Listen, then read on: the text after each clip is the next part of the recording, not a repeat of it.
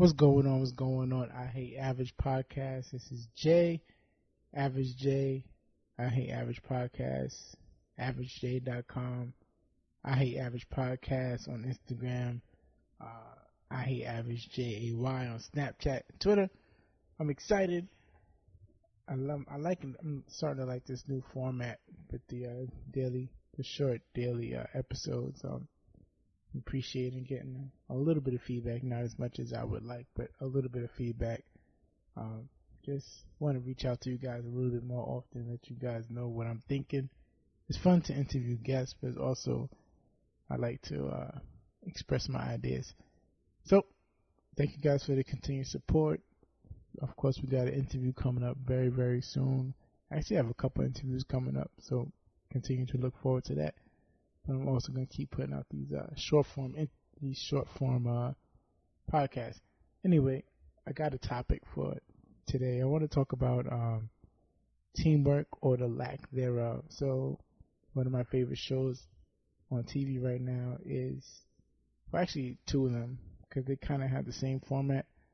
Of course, Power. Everybody loves Power on Stars. Everybody loves Power. And also HBO has this new great show. It's the first season of Succession. And I want to talk about those because it kind of brings me to something that I just noticed in life. I guess as I get older, I'm just watching things, and things are not bothering me, but I'm just watching things and wondering why things are the way they are. So there's a thing, I guess, I don't know if it's just our culture. Well, I guess it's not, because Succession is a show based on a billionaire family, and they're not part of like the African American culture or the black culture or the hip hop culture. They're just a regular Manhattan, New York billionaire family. So, but they have the same issue where everybody wants to be the boss. And I've heard this expression even when I was a kid, but I didn't pay it no mind. I just thought it was a funny saying that people always say. Everyone's in chief. There's not enough Indians. And to me, as I get older, I'm starting to see more and more of it in our music and the TV shows. And like, there's always a power struggle. There's never like, okay, let's work together. Let's try to figure some things out. And I think that's why there's so much friction in our culture and our society, because it's always a zero-sum game. Like, there has to be a winner. There's always a winner and a loser, instead of just collaboration where you can have ideas and you can both be right and find a medium in between to kind of make things work out. Power, you guys watch. Everybody has an angle. Everyone thinks that everyone is scheming, right? Even though they have similar ideas or similar goals, similar interests, right? If certain things go right, it benefits both, but it has to go right, but it also has to go right my way. It can't go right your way. So I think people have a problem finding. People have an issue with collaboration. I think I'm starting to notice more and more, and I guess it's kind of hypocritical, because being that this is me, I do a podcast alone, whereas I can do it with a group of individuals. But me personally, I wouldn't mind collaborating. I just do this because it's the most feasible, because I'm a married man. I have a child. I'm not able to, meet up with people at the same time every week at a central location, unless I have strangers in my house. So I could do that. But anyway, collaboration, right? I think people really, really have an issue. Someone has to be the winner. Someone has to be on top. Everybody brags about, I'm the boss. And I think that's what's limiting people. I think there would be a lot more successes. There would be a lot more wins. A lot more, how can I express it? Not wins, because people are winning individually, but I think the wins would be greater if there were collaborative wins, right?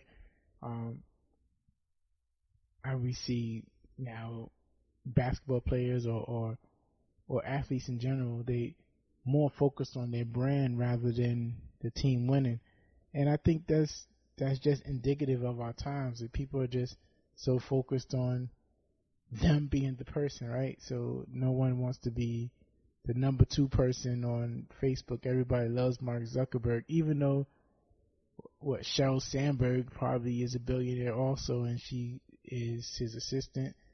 Not his assistant, but she is right under him, and she's making just as big decisions, but everybody just loves being that top person. Everyone is talking about Donald Trump, and nobody talks about what Mike Pence is doing, right? He could be running things and doing the craziest stuff in the world, but we don't know because we're so focused on the image of the number 1 person.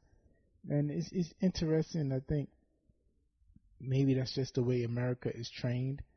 Like everyone loves George Washington, who was the first president of the United States, but nobody talks about.